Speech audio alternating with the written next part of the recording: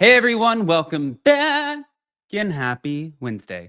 All right, guys. Well, there's lots to talk about, lots to discuss, especially with Teddi Mellencamp, who is out here in the streets dishing on the housewives, creating their fake storylines and talking about some of the cast salaries.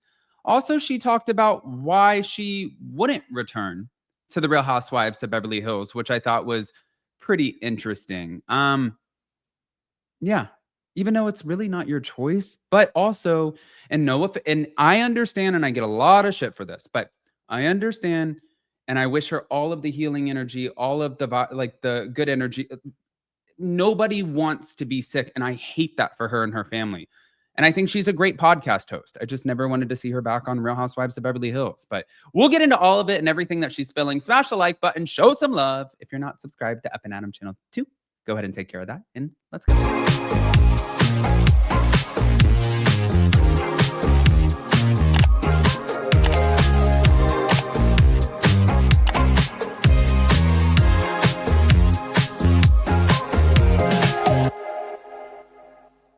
Okay, guys, so Teddi Mellencamp. Yeah, we know, good old Teddi. And she's out here just causing up a stir. Oh, Ted. Teddi Mellencamp, she appeared on the Jamie Kern Lima Show podcast, and she gave some reflections on her experience. She said there's 3 types of housewives. Funny, the effortless, funny, naturally entertaining kind of housewives. And then there's the worker bees, the ones who are capable and they're ready when drama calls. So effortlessly funny and naturally entertaining. Like, who would that be? Just to give you guys some examples. I think Heather Gay, and I'm not a fan of Heather Gay, but I think that she's effortlessly funny. I think that Lisa Vanderpump, effortlessly funny.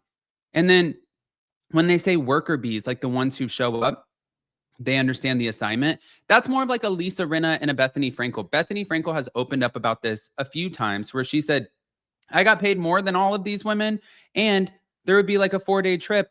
I wouldn't have to come until 2 days into it. I would come, literally, sit down for dinner. I would drop a massive bomb, turn everything into chaos, and then I would tell them, okay, well, you can fly me out now. That is the worker bee. So Teddi's right. She's right. And then she said the forward thinkers, those who literally create storylines to drive engagement. Now, for that one, I don't know if you guys remember this because this is a really old story, but when Andy Cohen had his first big housewives, like baby shower situation, that whole thing played out on the Real Housewives of Potomac, where Monique Samuels accused Giselle and the women of getting together to concoct the storyline, questioning the paternity of her child. That's malicious as hell. But that's creating storylines for drama. And they don't want to lose their paychecks, right? So according to Teddi, these fabricated arcs, they're built so subtly that viewers don't always catch on to how they repeat their patterns. Now, when it came to the cast compensation, she did confirm that all first season housewives, they are paid the same, though she didn't talk about like the specific figures. But she talked about the addictive nature of the show money. And she said the longer you're on, the more you make. And there's a lot of incentives. So Teddi also admitted to being rejected from Raya, which, okay. She was, do you guys, if you're not familiar with Raya, that's the exclusive like celebrity dating app. Yeah. Well, she was rejected and so was Erica Jane. So she was talking about this and saying that, well, I tried to get on it and I was trying to do something like maybe go out there and date, do something. Well, nope, that didn't end up landing because Raya is selective, apparently, which I don't get because Shep Rose is on Raya. So if Shep Rose is on Raya, then you would think that John Mellencamp's daughter should be on Raya. I don't actually know how they pick and choose who can and who cannot be on it, but I think at this point there's like a hefty waiting list. I'm pretty sure that there is a waiting list. Now, as far as Teddi Mellencamp potentially returning to the show, she was asked about this directly and she opened up about it, just talking about how right now it is not a good time for her. None of this is. She's having, like a really hard time just even doing what she's doing. She doesn't have the bandwidth for it. She gave a pretty clear answer. She said, no, I am not returning. She said, so for all of those people that think that they saw me in Sedona, you did not. I don't have the bandwidth for it right now.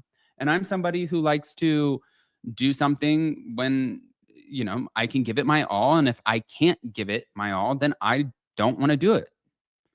She said, my words are a little stuttery sometimes. And it doesn't mean that I'm telling a lie or any of this, but that's how I am ever since my brain tumor removal surgery. And she also said that some people have to relearn to talk after having these surgeries that I had. So the fact that I can walk and do other things, the fact that I can do as much as I can, I'm so blessed for that. But it sometimes it still happens to me. I think that's really sad. She pretty much just explained how at the end of the day, she wouldn't want people to feel like they couldn't argue with her or fight back with her because she has cancer, and she wouldn't want people to give her grace because she has cancer. So she was saying that it just wouldn't be a level playing field, which I do agree with. I think that it would be really hard in most scenarios. Like if you know that your cast is healthy and they're good and life's okay, and we're just filming a TV show, and you have a moment, you'd be like, shut up with that. And you're like, whoa, whoa, whoa, whoa, what happened? But then if you're looking at the woman who just had brain tumors removed and she's dealing with this battle, you're not going to scream at her. Like I would never scream at somebody with cancer and just sitting there like struggling the way that Teddi is struggling right now. So I do agree with what she's saying. I think that it's not a fair playing field. I mean, but at the end of the day, it's okay because guess what? We are not getting Teddi Mellencamp back on the Real Housewives of Beverly Hills. However, I'm going to move this on. I know a lot of people were talking yesterday about the Love Island reunion. So I wanted to just say people were asking if Huda was going to be going because she said that she was not going to be attending the reunion. Andy Cohen gave us a little bit of a tease. I actually went back and I started watching more episodes. I didn't have, just like Teddi, I didn't have the bandwidth to keep up with it for like 6, 7 episodes a week or whatever, 6 episodes, 5 episodes, whatever it was. I didn't have the bandwidth for that. I was like, no, I cannot keep up with this. This is just, it's too much on top of all of the other shows. It's a lot. It's a commitment, Love Island. And I went back and I watched it and I was like, okay, now that I don't have as much to really focus on, okay, yeah, let me try it. It got better. I'll say that.